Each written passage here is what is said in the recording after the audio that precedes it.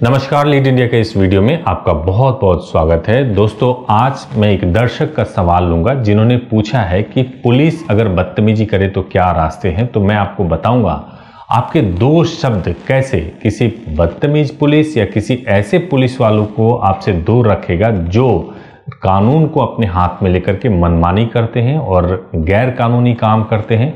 आप पूरे प्रोसेस को समझने की कोशिश करिएगा और वो दो शब्द भी मैं आपको बताऊंगा जिससे कि आपको यह पता चल जाएगा कि आप किस तरीके से आप पुलिस वालों को सबक सिखा सकते हैं और आप न्याय भी पा सकते हैं।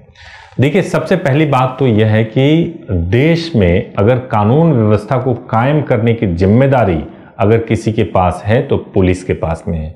पुलिस एक एग्जीक्यूटिंग बॉडी है, यानी एक ऐसी बॉडी जो कानून का पालन करवाती है। लेकिन तब क्या हो जब यही कानून का पालन करवाने वाली पुलिस अगर आपको परेशान करने लगे, गैर कानूनी काम करने लगे, रिश्वत मांगने लगे और आप के साथ गाली गलौज करने लगे। आए दिन हम अलग अलग जगहों पे, अगर कपल होटल में गए हैं तो वहां पर, अगर कपल पार्क में घूम रहे हैं तो वहां पे, या फिर आप एक किसी काम को लेकर के आप पुलिस थाने में गए और आप अपना कंप्लेन कराना चाहते हैं उस वक्त, या किसी भी प्रकार के पुलिस की जरूरत है, एक अलग ही अपनी हनक दिखाने की कोशिश करते हैं आम लोगों पे, गरीब लोगों पे, और पुलिस अपनी वर्दी का कई बार गलत इस्तेमाल करने लगती है।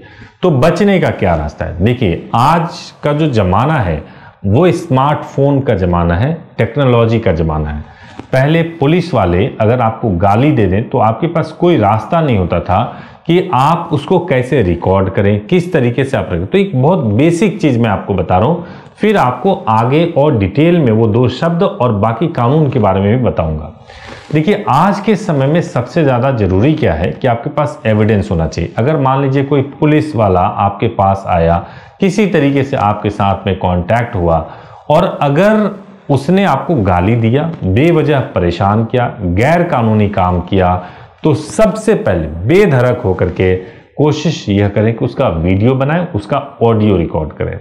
और वीडियो और ऑडियो की ताकत यह है कि अगर आपने सॉलिड वीडियो बना लिया जिसमें वो गाली देता हुआ दिख गया, चाहे कारण कुछ भी हो, पहले वो सस्पेंड होगा, उसके बाद कारण को ढूंढा जाएगा। तो पहला चीज तो यह है कि आप कोशिश ये कीजिए कि अगर किसी पुलिस वाले के पास में आप जा रहे हैं और पुलिस वाले के बदतमीजी करने की कोई संभावना हो तो उसका वीडियो या ऑडियो जरूर बना के रख लें। एक पॉइंट तो ये हो गया। दूसरा जो इंपॉर्टेंट पॉइंट है दोस्तों वो ये है कि अगर इसके बावजूद भी काम नहीं हो पाता है तो सबसे पहला चीज ये है कि आजकल के जमाने में आप ऑनलाइन कंप्लेन लिखवा सकते हैं। सीआरपीसी ये कहती है कि अगर आप थाने में जाएंगे और किसी कंप्लेन को लिखवाने के लिए जाएंगे, वहां जो ड्यूटी ऑफिसर, यानी जो जाते ही सामने जो दिख जाते हैं, जो पुलिस वाले, जो ड्यूटी ऑफिसर है, अगर वो एफआईआर लिखने से मना कर दे, मान लीजिए आप किसी थाने में जाएं और किसी पुलिस वाले के खिलाफ ही आपको एफआईआर लिखवाना हो तो बहुत हद तक संभव है कि वो ना लिखें। लेकिन ये मत समझिए कि अगर उस थाने ने एफआईआर नहीं लिखा है तो अब आपको न्याय मिलना ही नहीं है। सीआरपीसी में 156(3) के तहत आप कोर्ट भी जा सकते हैं, लेकिन कोर्ट जाने की का एक प्रोसेस है। कोर्ट जाने से पहले ये निर्धारित करना होता है कि अगर थाने ने आपका एफआईआर नहीं लिया है तो आपको जाना चाहिए एसपी ऑफिस में। अब एसपी ऑफिस में या तो आप चले जाएं या रिटन में कंप्लेन एसपी ऑफिस में भेज दें। अगर आपने रिटन में कंप्लेन एसपी ऑफिस में भेजा है और कोई कार्रवाई नहीं हुई, किसी तरह की कोई कार्रवाई नहीं हुई, तो उसके बाद से आपके पास पूरा अधिकार है कि सीआरपीसी 156(3) के तहत आप सीधे सीधे मजिस्ट्रेट कोर्ट में जा सकते हैं और वहां पे आप एफआईआर लिखवाने की मांग कर सकते हैं उस पुलिस वाले के खिलाफ। तो ये कानून है, इस कानून से आप बड़े आराम से बच सकते हैं। और अगर आपके साथ मार पिटाई हुआ हो, गाली गलौज हुआ हो, बदतमीजी हुआ हो या किसी पुलिस वाले ने रिश्वत मांगा हो तो आप इससे निपट सकते हैं। अब इंपॉर्टेंट बात क्या है?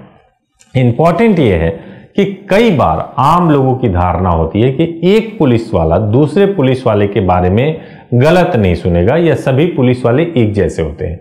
आपको इस धारणा से बाहर निकलना है, क्योंकि सभी पुलिस वाले एक जैसे नहीं होते हैं। जो पढ़े लिखे होते हैं, एसपी रैंक के अधिकारी होते हैं, वो कानून के मुताबिक ज्यादा चलते हैं और आप उनसे उम्मीद कर भी सकते हैं कि वो कानून के मुताबिक काम करेंगे। तो उनको शिकायत करना सबसे ज्यादा जरूरी है। दूसरा चीज ये है कि समय पर शिकायत करना जरूरी है। तो एक की शिकायत करें, दूसरा समय पर शिकायत करें, ये बहुत इंपॉर्टेंट है। तो निश्चित रूप से आपको न्याय मिलेगा और इसमें कोई समस्या आपको होगी नहीं। अगर फिर भी अगर कोई समस्या हो, पर्टिकुलर अगर किसी तरह की समस्या हो, तो आप जरूर कमेंट बॉक्स में लिखिए। और अगर आपको स्पेसिफिक कोई इंफॉर्मेशन चाहिए और सहायता चाहिए तो आप हमारे हेल्पलाइन नंबर 8800444555 पर सुबह 9 बजे से लेकर शाम को 8 बजे तक कॉल कर लीजिए, पूरी जानकारी मिल जाएगी। उम्मीद है कि आपने सवाल पूछा, आपके सवाल का जवाब मिल गया होगा। Thank you so much for watching this video. Thank you.